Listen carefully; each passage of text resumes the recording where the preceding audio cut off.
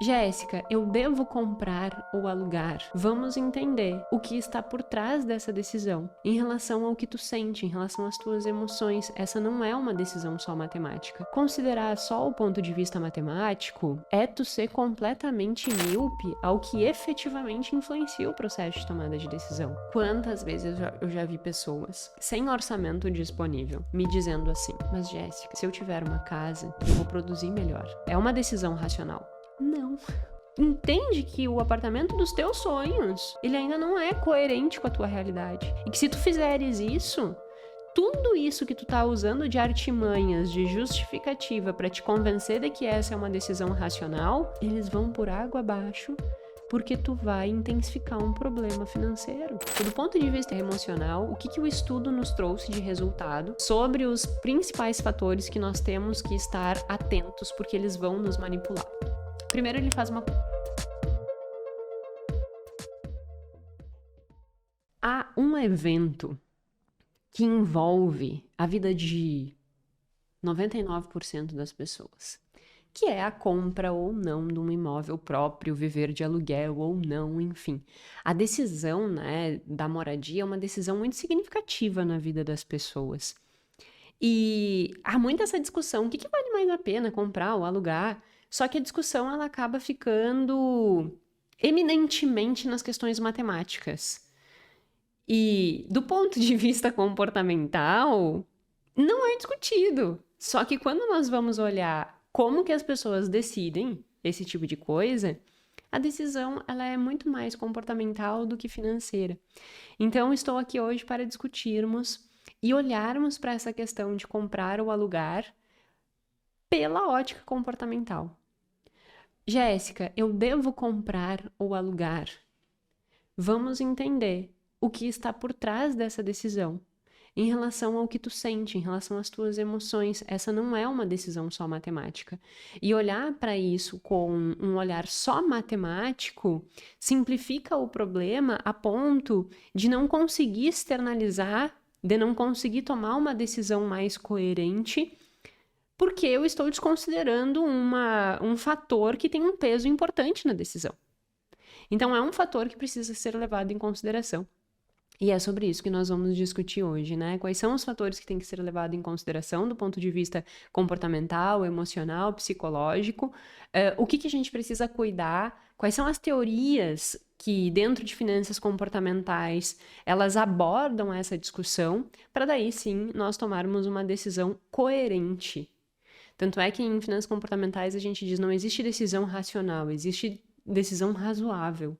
Porque a decisão ela nunca vai ser perfeita, mas ela tem que ter razoabilidade. Ela precisa ter coerência com aquilo que tu queres para você, dentro das tuas condições, dentro do teu contexto. Então é sobre isso que nós vamos falar no nosso episódio número 175 do podcast Mais que Finanças.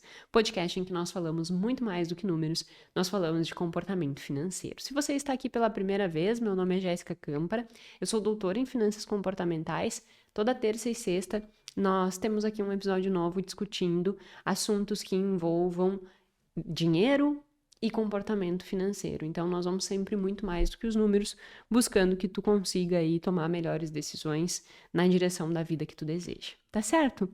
Então, bora lá, né? Sem mais delongas, que a gente vai... Qual é a estrutura do podcast? Nós vamos começar falando sobre o que é, do ponto de vista matemático, a questão dos cálculos de alugar ou comprar. Depois nós vamos para as abordagens teóricas que discutem do ponto de vista comportamental a decisão de comprar ou não. E depois nós vamos para os aspectos emocionais pautados em um estudo qualitativo. Então não é um estudo quantitativo, na maior parte das vezes eu trago aqui estudos quant, mas esse eu optei por um estudo qualitativo para que a gente consiga, a partir do estudo qualitativo, se reconhecer nas falas das pessoas que participaram do estudo. Porque diferente de um estudo quantitativo, em que a pessoa ela vai dar vai assinalar... Meu Deus. Comecei com os travas-línguas cedo hoje. Que ela vai simplesmente marcar a questão ali, né? Que ela vai dar, concordo, discordo, concordo plenamente. Então tem uma escala Likert que ela vai indicar quais são as suas percepções em relação àquela afirmação. Quando nós temos estudos qualitativos, no estudo qualitativo o que nós vamos fazer é questionar e esperar respostas mais profundas das pessoas, que expressem efetivamente o que elas estão sentindo. O objetivo das pesquisas quantis e qualis, elas são diferentes, não é que uma seja boa ou outra seja ruim, mas nós temos objetivos diferentes. Então, com pesquisa qualitativa, eu não estou buscando generalizações, eu estou buscando profundidade, eu estou querendo entender de forma profunda um caso. Nos estudos quantitativos, o objetivo é que eu entenda a relação das variáveis, né? Será que o endividamento aumenta o nível de ansiedade? Uma pesquisa quantitativa responde essa pergunta. Agora, se eu quiser responder uma pergunta, o que a pessoa sente quando ela está endividada? Quais são as principais emoções que vão aflorar? O que passa pela cabeça dela? Talvez um estudo qualitativo responda melhor a essa pergunta. Então, a gente sempre tem que entender essa diferença. E aí, no de hoje, eu trouxe uma pesquisa qualitativa justamente para a gente entender com profundidade o que passa na cabeça de uma pessoa que está nessa dúvida entre comprar e alugar. Tá certo? Então, bora lá. Começando pela parte e depois, obviamente, eu vou dar o direcionamento do que a gente precisa ter de cuidado em relação a isso, né? Começando, então, pela essa parte matemática. Jéssica, comprar ou alugar, o que eu devo considerar nesse cálculo? Bom, existem inúmeros simuladores na internet que fazem esse cálculo hoje em dia, tá? Então, tu vai jogar lá no Google, alugar ou comprar. E aí ele vai te dar, e coloca simulador free, gratuito. Que daí ele já vai te dar ali uma lista gigante de opções de simuladores que vão fazer esses cálculos para você. Quais são os dados que eles solicitam? O valor do imóvel, o valor da entrada, quanto que tu tem de recurso, se é que tu tem de recurso, para que tu consiga manter esse dinheiro guardado, né? Por exemplo, assim, digamos que, vamos fazer um cálculo redondo. Eu tenho R$1 milhão e eu poderia comprar um apartamento à vista. Então, se eu pego esse dinheiro e invisto esse dinheiro, a rentabilidade desse dinheiro paga meu aluguel? Então, tem sempre que entender contexto, né? Qual é o teu contexto de decisão? Não, eu não tenho nada, o único valor que eu tenho é o valor da entrada. E depois eu teria que estar arcando mês a mês com a parcela. Ok, então eu dou o valor da entrada e dando o valor da parcela, quanto que é o aluguel? Quanto que é o financiamento? Qual é a taxa de juro de financiamento? E se eu alugar e a diferença do valor do aluguel que eu pagaria do financiamento, né? Digamos que o aluguel seja 2.400 e o financiamento 3.500. Então tem uma diferença aqui de R$1.000. Se eu pegar aí o aluguel 2.500 e ir guardando esses R$1.000, será que é melhor? Quanto que eu consigo de rentabilidade? Será que é melhor para que eu junte o dinheiro e compre o apartamento à vista? Ou será que é melhor eu acabar já fazendo o financiamento desde o início e não fazer essa técnica? Então, esses simuladores, eles vão te pedir todos esses dados, né? Resumidamente, eles vão te pedir o valor do imóvel, o valor da entrada, se tu tem ou não capital para investir, quanto que é a rentabilidade desse capital e o valor do aluguel eu já falei, e valorização do imóvel. Então, tudo isso tu vai ter que dar da informação ali, tá? E aí ele vai calcular. O que ele vai calcular? Patrimônio futuro. Se eu comprar no cenário de compra, aquisição, um valor de entrada e mais o financiamento.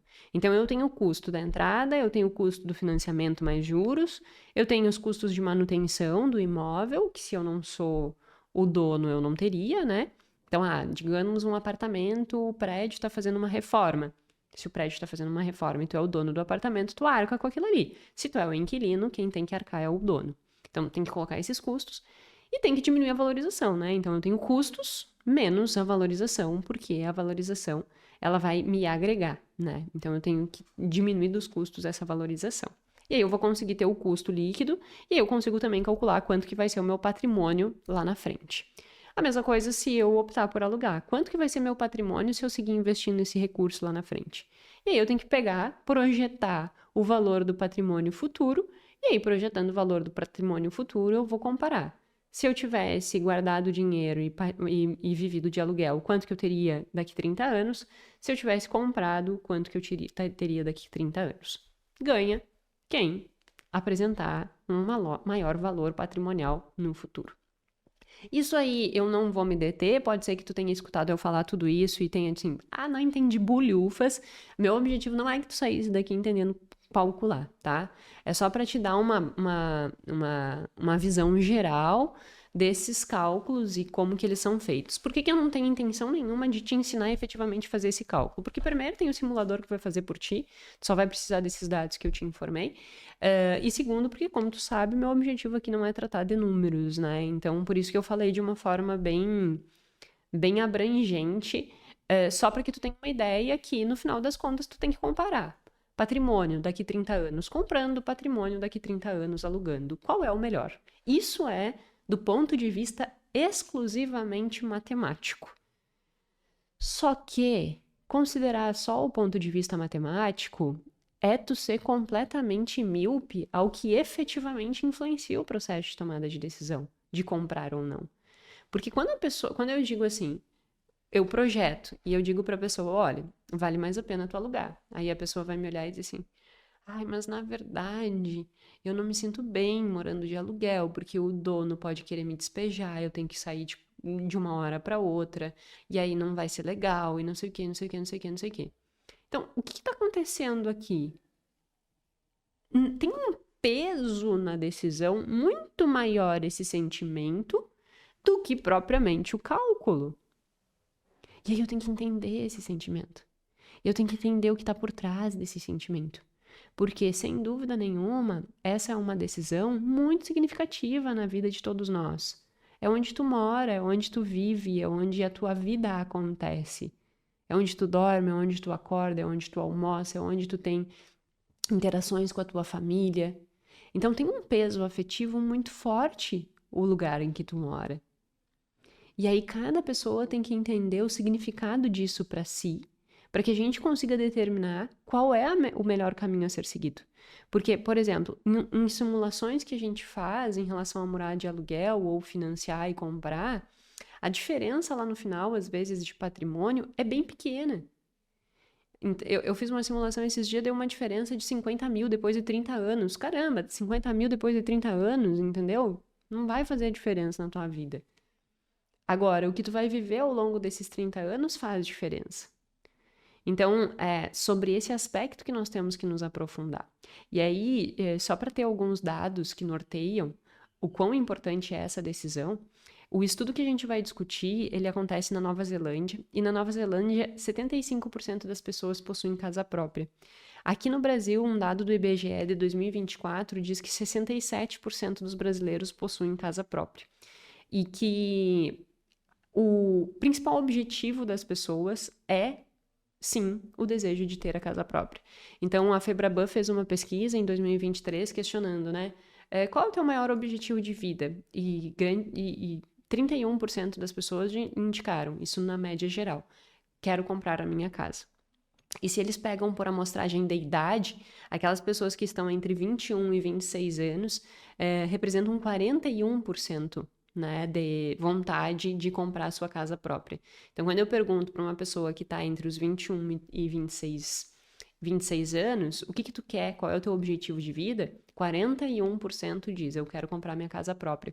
Então, é um objetivo que se sobressai frente de grande parte dos objetivos.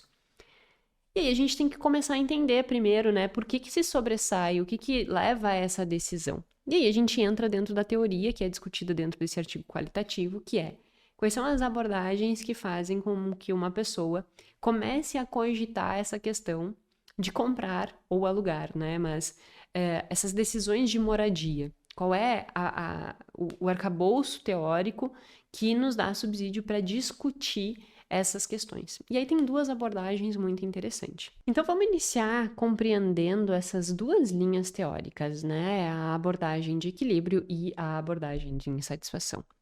Quando eu falo da abordagem de equilíbrio, eu estou me referindo, né, a teoria está se referindo a um olhar muito dentro da economia neoclássica, aquela economia tradicional que parte da pressuposição de que somos racionais.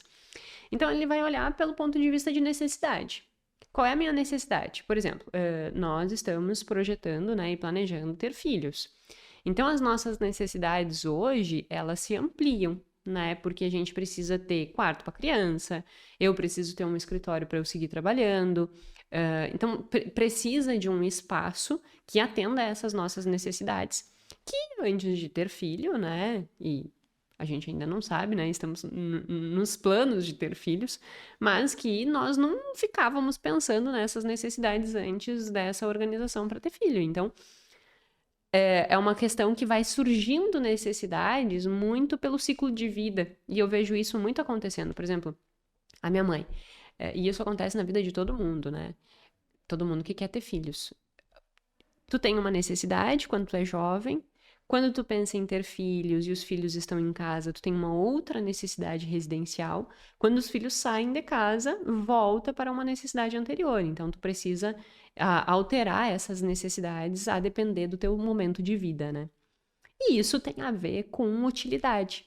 Se nós olharmos para a teoria da utilidade esperada, isso tem a ver com utilidade. Eu vou tomar uma decisão que maximize a minha utilidade, me maximize, entre aspas, a minha felicidade. Eu estou com uma necessidade, eu tenho que atender a esta necessidade. Então, essa necessidade é uma necessidade prática, utilitária. Eu preciso de mais espaço para que eu consiga atender né, essa minha nova demanda. Então, sempre vai estar pautado na necessidade e no orçamento que eu tenho disponível para atender essa necessidade. Porque daqui a pouco eu posso ter uma necessidade de uma casa com 4 quartos, mas eu não tenho orçamento disponível para que eu consiga atender. Então, por isso que se chama abordagem de equilíbrio. Eu tenho que equilibrar a minha necessidade com o meu orçamento e ser extremamente utilitário no sentido de o que dentro dessa conjuntura faz maior sentido para que eu tome uma decisão. Então, olhando por essa ótica, é uma decisão calculista, certo? Então, essa seria a parte de olhar para a decisão de comprar ou alugar ou se mudar de um ponto de vista matemático. E aí tem uma outra abordagem, que é a abordagem da insatisfação. E a abordagem da insatisfação, ela não parte do pressuposto de necessidade e equilíbrio entre orçamento. Ela parte de como é que eu me sinto aqui?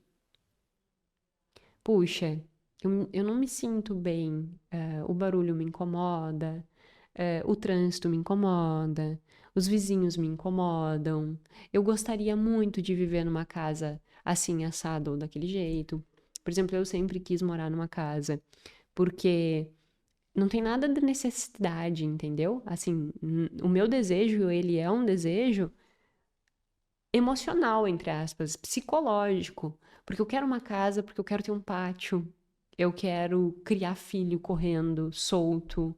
Então eu tenho uma necessidade de uma casa, não num olhar extremamente utilitarista e prático.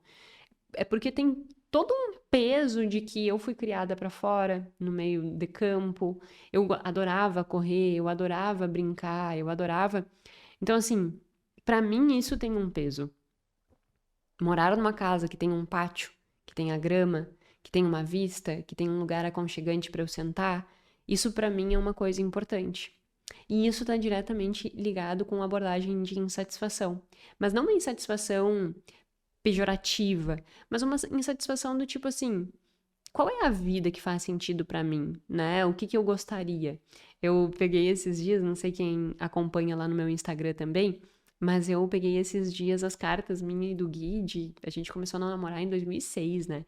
E eu achei cartas de 2006, mas eu também achei uma carta de 2011 em que eu escrevo que nós possamos estar juntos, velhinhos, na nossa casa, com os nossos cachorros e nossos filhos. Então, isso era 2011 e eu já tinha essa coisa de que eu queria uma casa. Essa não é uma necessidade neoclássica da utilidade esperada, entendeu? Ela é nitidamente um vínculo afetivo que eu construí com um estilo de vida na natureza e que eu quero que meus filhos vivam isso. Eu acho que pra mim foi muito saudável viver no meio da terra, no meio da grama. Eu comia terra, comia areia, sabe assim, tipo, eu botava na boca e ficava, quer crack? E aí eu achava muito interessante que dava um crack, coisas que a gente faz pra fora. Mas eu acho saudável isso, né? E ainda mais hoje em dia, tirar as crianças das telas, elas terem a condição de terem essa liberdade em relação a correr mesmo. Então, tudo isso eu julgo que é importante. Mas percebe que a importância ela tá muito mais ligada com as experiências que eu tive na minha infância, com as lembranças boas que eu tive de uma infância solta, entre aspas, do que propriamente com, nossa, isso aqui utilitariamente, ou seja, isso aqui do ponto de vista prático atende a uma necessidade prática. Não, não é uma necessidade prática. A minha vida não vai mudar porque eu vou ter um jardim. A minha vida não vai mudar porque eu vou. É uma necessidade eminentemente emocional psicológica. Então, essa abordagem de insatisfação, ela está diretamente ligada a isso. Ela está diretamente ligada com o fato de que as tuas insatisfações, e o nome é insatisfação, mas a gente poderia levar em consideração desejos, né? Porque, por exemplo, eu olho para um apartamento, eu tenho uma insatisfação em pensar em criar um filho dentro de um apartamento. E percebe que, do ponto de vista racional, isso não faz sentido, porque a maior parte das pessoas tem filho dentro do apartamento.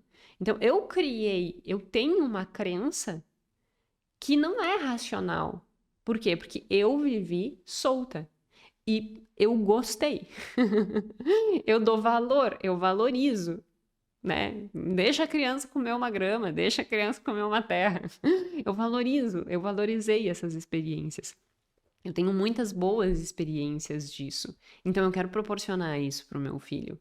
Mas isso nada tem a ver com essa estrutura de maximização de utilidade, porque, como eu estava dizendo, a maior parte das pessoas vão ter filhos em apartamento. Então, é uma distorção, né, minha. Só que é uma coisa que para mim é importante. Então, eu vou trabalhar para conquistar isso. E isso é uma abordagem comportamental, é uma abordagem emocional. E aí vem a primeira reflexão. Eu sei que não é uma decisão racional. Eu sei que não é uma decisão pautada em números. Aí o que eu tenho que fazer? Eu tenho que parar, eu tenho que refletir e eu tenho que analisar. Jéssica, ok, tem esse peso emocional. Agora vamos olhar para os números e vamos tentar entrar num equilíbrio que eu não vou levar em consideração só necessidade utilitária e orçamento, mas eu vou adicionar dentro desse cálculo esse meu desejo emocional. E aí eu vou pegar esse meu desejo emocional e vou comparar com a minha disponibilidade de orçamento e com as minhas necessidades efetivas. Exemplo, eu tenho uma necessidade efetiva de ter onde trabalhar em casa. Eu gosto muito de trabalhar em casa, eu funciono bem, porque para estudar e tal, eu gosto de ter o meu cantinho, meus passarinhos cantando e tudo isso. Então eu gosto de trabalhar em casa, tá? Ponto que é uma necessidade. Orçamento, eu tenho que ter disponibilidade de orçamento e eu tenho que atender o meu desejo. Então, quais são os meus desejos? Eu quero ter um jardim, né? Eu quero ter grama, eu quero ter uma piscina, eu quero ter de preferência, um lugar que a criança possa sair correndo no condomínio.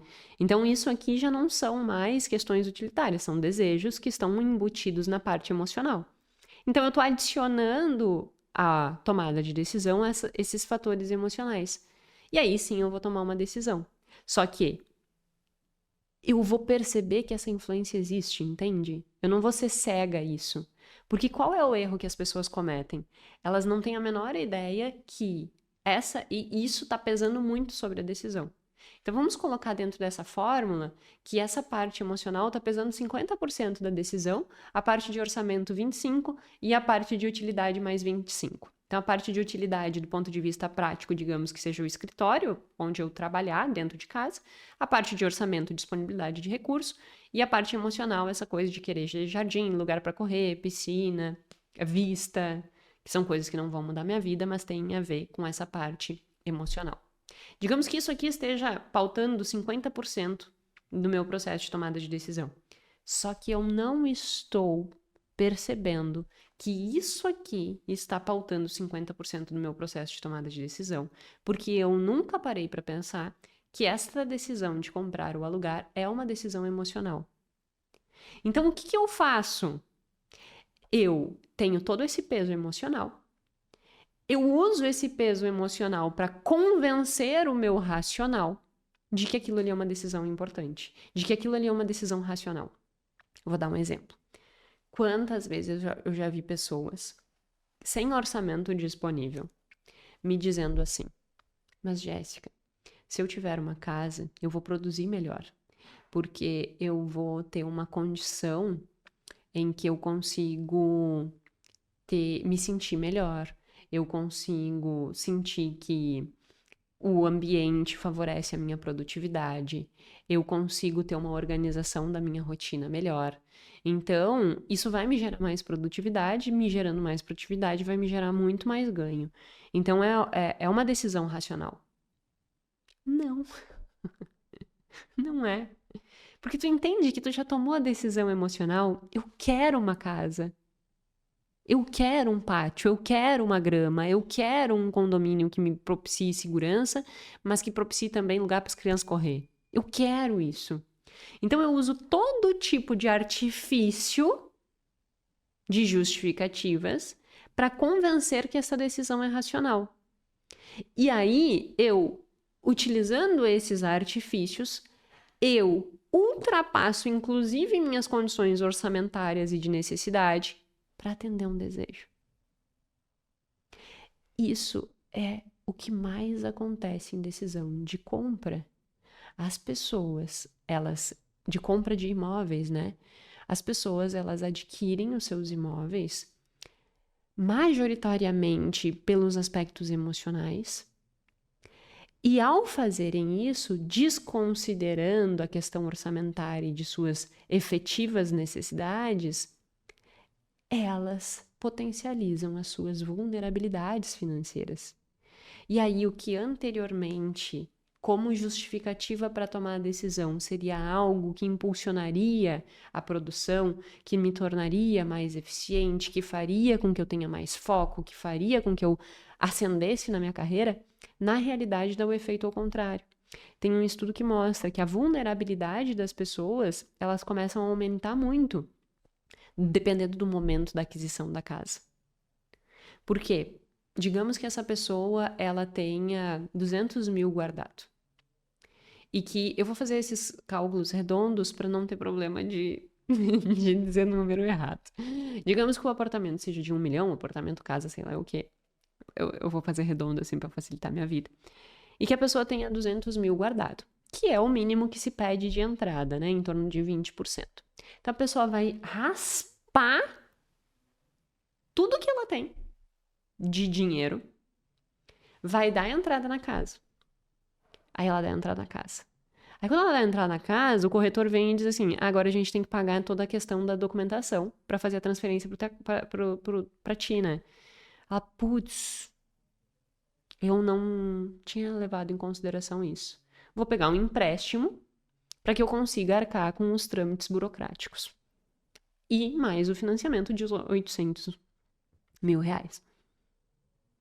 E aí ela agora tem o empréstimo que ela tem que pagar, porque ela não levou em consideração as custas burocráticas, e mais o financiamento, que é muito maior do que o valor que ela estava pagando de aluguel. E agora ela também não tem mais nenhum real no bolso. Se essa pessoa tem neuroticismo, se essa pessoa ela tem uma necessidade de controle, se é uma pessoa conservadora, essa pessoa vai entrar em ciricutico.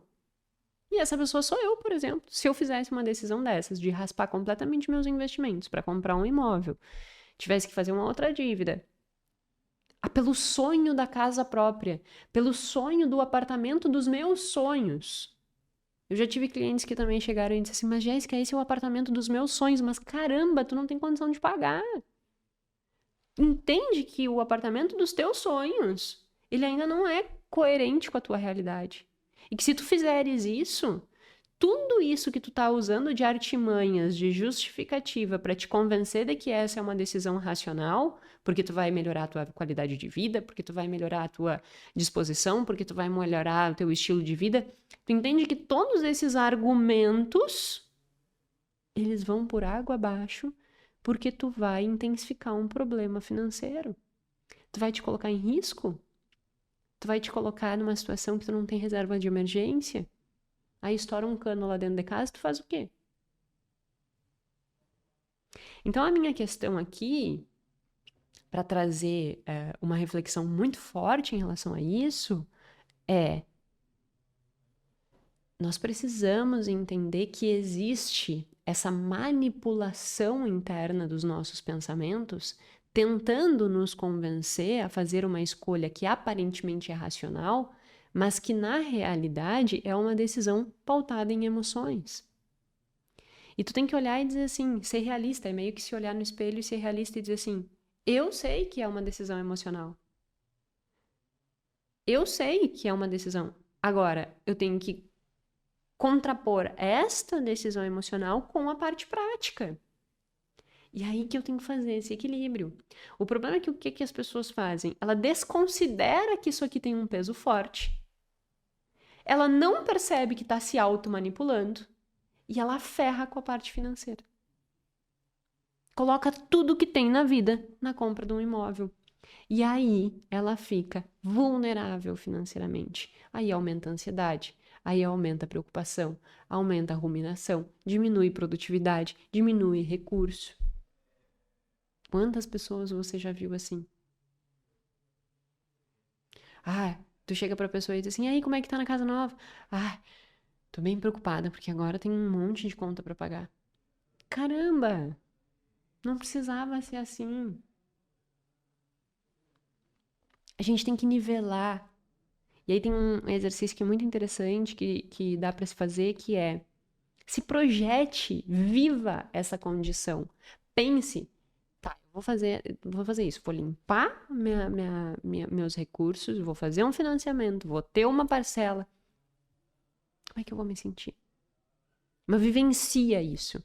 O Kahneman diz que quanto mais vívido estiver na nossa memória, na nossa cabeça, nas nossas projeções, as coisas, a gente consegue meio que antecipar como que eu vou me sentir e isso dá um pouco mais de discernimento no processo de tomada de decisão. Então, pense sobre isso. Não seja cego à sua própria manipulação. É isso que eu quero trazer aqui, entendeu? E aí, entrando para o estudo propriamente dito, o estudo ele teve como objetivo entender, né? Então, como que é o processo de decisão? Então, quais são as etapas do processo de decisão de aquisição de um imóvel? E quais são as principais variáveis que estariam influenciando essa decisão? E aí, olha que interessante. Etapas do processo decisório. Primeiro, reconhecer a necessidade da mudança. Então, tudo começa com ou uma insatisfação ou uma necessidade. A minha insatisfação, eu não quero criar filhos que não tenham liberdade de correr. Porque eu tenho um vínculo afetivo com a Jéssica, criança correndo, saracoteando, e eu me lembro de uma forma muito afetuosa disso. Eu me lembro de uma forma que tornou a minha infância mais rica, entende? E eu vivi também em apartamento, né? Só dando o contexto, a minha mãe morava em Santa Maria, eu nasci em Santa Maria, Rio Grande do Sul. E nós morávamos num apartamento. E o meu pai morava em São Vicente do Sul, numa casa, e tem a fazenda que é campo, né? Ou seja, não tem porteiras. Não, tem porteiras, mas tipo, é campo. Então, nós passávamos a semana em Santa Maria e nós íamos final de semana para São Vicente e íamos para fora. E aí lá fora eu vivia solta, né? Vivia no campo, vivia correndo, vivia em cima de um cavalo. O meu irmão até dizia que ele me dizia, vem cá, meu gurizinho, porque eu era literalmente um gurizinho, né? Eu andava de bombacha, de bota, eu fazia a prova de rédea, eu limpava a bicheira de ovelha, eu tava sempre no meio das mangueiras, Então eu vivi muito isso. E óbvio que o meu filho não vai viver isso, eu não tenho fazenda, muito menos moro no campo. Mas eu quero de alguma forma proporcionar essa sensação para ele. Então, isso é a minha parte emocional gritando, como eu já falei antes, né? Então, quando eu tenho esse reconhecimento da necessidade de mudança, a minha é bem emocional nesse aspecto, porque do ponto de vista prático, um apartamento atenderia. A segunda etapa do processo de decisão vem da especificidade do imóvel. Ah, quantos quartos tem que ter, qual é o preço orçamentário, qual é o local. Depois, a terceira etapa vem da busca de informações, então as visitas. A quarta, análise dos detalhes, né? Então eu vou comparar um imóvel com outro imóvel. E a quinta, a escolha final. Então, esses são os processos, as etapas do processo de decisão entre comprar e alugar um imóvel, que vai envolver todo esse processo. Isso é do ponto de vista prático. Do ponto de vista emocional, o que o estudo nos trouxe de resultado sobre os principais fatores que nós temos que estar atentos, porque eles vão nos manipular. Primeiro, ele faz uma comparação entre homem e mulher. E é muito interessante essa comparação. Mulheres, o que eles dizem? Que a necessidade inicial normalmente parte da mulher, que o homem é meio mais prático em relação a isso, que normalmente parte da mulher, e o ímpeto de organizar as visitas, de fazer e tal, parte da mulher. Aqui em casa é o contrário. É o Gui que faz as buscas e que marca as visitações. Mas no estudo, como é um estudo qualitativo, pegou um grupo menor, né? Pode ser que isso não possa ser generalizado. Mas o que eu achei interessante é o foco. Eles dizem assim, as mulheres, elas vão olhar para a estrutura da casa, não no sentido estrutural de construção. A mulher, ela vai olhar para será que tem uma boa lavanderia? Será que tem um lugar para as crianças brincar? Será que tem um lugar para eu trabalhar? Qual é a vista? Qual é o pátio? Então, ela vai olhar para essas funcionalidades, para o layout, para a disposição. Já o homem vai ficar olhando para a estrutura. Será que está bem construído? Será que tem rachadura? Será que está bem pintado? Então, os homens, eles vão ter um olhar muito mais nesse sentido, né, do que as mulheres. Então, isso eu acho que é bem interessante ver essas diferenças. E o homem, ele tende a se preocupar mais com o valor de revenda também, no caso de aquisição. E a mulher tende a olhar mais para como que nós vamos viver aqui dentro, né? Que experiências nós teremos aqui dentro, que vivências nós teremos aqui dentro. Então, isso eu acho bem interessante. O poder da decisão, eles dizem que normalmente quem tem mais dinheiro é quem tem o poder da decisão maior, mas que elas tendem a acontecer de múltiplo acordo, né? O homem e mulher precisam aceitar para tomar a decisão. Depois eles entram nos fatores culturais e eu acredito que isso é um fator com peso muito importante. Por quê? Existe uma pré-concepção de que tu tem que casar e ter casa, né? Então existe uma pressão social, uma pressão de amigos, uma pressão de familiares. São duas pressões que quando a gente casa a gente recebe. Cadê a tua casa própria? E quando vão ter filhos? Até hoje eu e o Gui escutamos a mesma coisa. E aí, já compraram a casa de vocês? A minha avó, ela me enxerga e ela diz: e aí, já comprou a casa de vocês? Eu digo: não, vó. E aí, já vai ter filho? Não, vó, ainda não. É muito engraçado, assim. E por que eu acho que é engraçado isso, assim? Porque existe, né, uma necessidade cultural nesse sentido de casa, muito pautada na necessidade de segurança, muito pautada na necessidade de estabilidade, de qualidade de vida. E que existe por trás da conotação de ter uma casa própria garantir essas coisas. Então, se eu tiver uma casa própria, eu tenho segurança, eu tenho equilíbrio, eu tenho qualidade de vida. Só que quando nós estamos levando em consideração isso, mais uma vez eu tô com o peso emocional em vez de 50% a 80%. E aí, o que efetivamente é discutido pela maior parte das pessoas, que é do ponto de vista matemático, o que vale mais a pena, na realidade tem impacto de 20% na decisão. Porque 80% da decisão mas eu vou me sentir mais seguro. Entende? Porque culturalmente foi ensinado que ter casa própria é mais seguro. E aí eu retomo mais uma vez para o alerta em relação a isso. Não é que tu não possa ter a tua casa porque tu te sente seguro e porque tu te sente bem em relação a isso. Mas tu tem que entender que isso tá com um peso muito grande. E aí pode ser que tu tome decisões que, como aquele exemplo que eu dei de comprar e colocar todo o dinheiro que tu tens para comprar, te gere vulnerabilidade. E aí exatamente a segurança que tu tá buscando é o que tu acaba de perder. Entendeu? Então, isso tem que ficar muito bem visível. Nós temos que parar de ser cegos à influência das nossas emoções no processo de decisão. E no processo de decisão de comprar, ainda mais, porque o peso é muito grande, só que ele é desconsiderado. Como assim desconsiderado? A pessoa ela não percebe que aquilo ali está tendo aquela influência tão grande. Ela acha que é uma decisão racional. E aí, por vezes, ao buscar segurança, na verdade, ela está se afastando dessa segurança.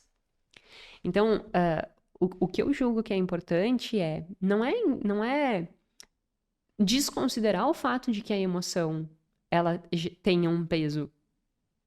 Só que eu tenho que colocar na fórmula essa emoção. Coloca a emoção, coloca o orçamento, coloca a necessidade. Aí sim a gente vai ter um cálculo de uma decisão de comprar mais robusto, mais coerente. Mas não colocando em risco. Eu, particularmente, por que hoje a gente vive ainda de aluguel, né? E eu não tenho a pretensão por hora de fazer uma aquisição. Por quê? Porque eu entendo essa influência e eu não preciso ter uma casa própria para me sentir segura, entendeu? Por quê? Porque eu me sinto muito bem vendo meu dinheiro investido. Aquilo ali me dá mais segurança do que eu pegar esse dinheiro e imobilizar. Então eu gosto de ter essa liberdade de me mudar frente às necessidades do meu ciclo de vida, de não ter um capital imobilizado em algo que pode não me fazer mais sentido daqui 20 anos. Só que isso não quer dizer que em algum momento da vida eu não vou fazer alguma aquisição. Por quê? Porque se naquele momento os números disserem que faz sentido adquirir, eu vou adquirir. Então, eu vou levar em consideração na minha decisão a minha emoção. Eu quero, por exemplo, morar numa casa por causa do que eu já expliquei tudo. Só que também eu sei que isso influencia. Só que eu não vou deixar de considerar o ponto de que, financeiramente, também tem que fazer sentido. Então, eu tenho que fazer aquela projeção que eu falei no início e ela tem que me direcionar a minha decisão. Eu não posso tomar uma decisão cega. Eu tenho que saber, a emoção está me influenciando. Eu sei, agora vai pro número. Que quem vai determinar a escolha final é o número. E por hora, eu ainda julgo que faça mais sentido eu alugar, até por causa que o valor de aluguel que eu pago hoje é um valor que faz muito sentido eu seguir alugando. Então é só para trazer essa compreensão de que eu não posso tomar essa decisão simplesmente porque existe uma pressão social que diz que eu tenho que ter um imóvel. Entende? Então, esse é um ponto relevante. Ai, Jéssica, mas eu acho que vale a pena. Gente, eu não tô aqui para discutir contextos individuais, entendeu? Porque, por vezes, a gente faz esse tipo de conteúdo e aí vem, não, mas olha isso, isso e isso. Pode ser que no teu contexto. Cada um tem um contexto e esse contexto tem que ser analisado num ponto de vista macro e não micro. Então, nunca o cálculo de comprar ou alugar, ele vai ser um cálculo geral que sirva para todos. Sempre vai levar em consideração o contexto. Por exemplo, eu tenho dinheiro investido. Quanto que eu estou tendo de rentabilidade desse dinheiro investido? É um ponto importante. Se esse dinheiro está me rendendo mais do que eu estou pagando de aluguel, por que motivos eu vou pegar esse patrimônio e vou colocar imobilizado? Entende? Então, assim, cada contexto é um contexto. Não escute esse tipo de discussão. Ah, mas aquele cara me falou tal coisa. Mas no contexto dele, com o cálculo dele, com a coerência dele. Qual é o teu contexto? Pesando essas três variáveis. E por fim, mas não menos importante, eles discutem efetivamente o papel das emoções. E aí ele dá um exemplo de falas das pessoas dizendo que chegam nas casas e dizem, nossa, eu cheguei e essa casa foi feita pra mim, sabe? Aquela coisa do tipo, ela foi feita pra mim, eu sinto que ela foi feita pra mim. Então, quando tu tem isso, tu tem que entender que quando tu entra num lugar, numa casa, num apartamento, seja lá o que for, e tu tem essa sensação, nossa, isso aqui foi feito pra mim, entenda que ali tem mais uma variável que tá te influenciando pra tomar uma decisão por vezes impulsiva. Respira, não pira e diga, ok, eu gostei. Agora vamos acalmar os ânimos, esfriar os ânimos, pra tomar uma decisão mais coerente.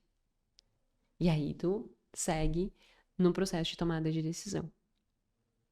Então, essas são as variáveis que eles testaram, né? Os papéis, homens e mulheres, o poder da decisão, o fator cultural e as emoções.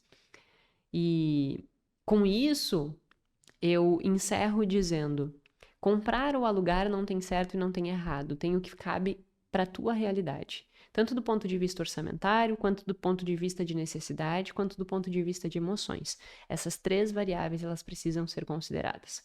O que acontece na maior parte das vezes é que o fator emoção tem uma influência muito grande, só que a pessoa, por não levar isso em consideração, não perceber esta influência, ela gera justificativas para parecer que a decisão é racional e pautada nessas outras duas, necessidade e dinheiro, orçamento. Quando, na verdade, o que está pesando mais é a emoção. Então, o que eu quis trazer aqui é, perceba que existe esse peso. Incorpore esse peso no cálculo. Não fique cego achando que tu está tomando uma decisão exclusivamente racional. E aí, sim, vá para a decisão de olhos abertos e não vendados. Emoções na decisão de comprar ou alugar importam. As considere. Se você as desconsiderar, ainda assim elas vão ter uma influência. Só que tu está sendo míope a essas influências. E aí a tua decisão vai ser ruim. Espero que tenha gerado boas reflexões. Espero que que é realmente uma decisão muito importante, mas que ela possa ser pautada dentro desse nível de coerência. Que a gente não haja cego e muitas vezes haja buscando segurança e na realidade estou me afastando dela. Eu acho que essa era a minha grande preocupação quando eu pensei em trazer esse episódio. Porque muitas pessoas querem estabilidade e segurança, mas daí tomam decisões que comprometem essa estabilidade e segurança. Que você não seja essa pessoa. Tá certo? Meu muito obrigada e até o próximo episódio.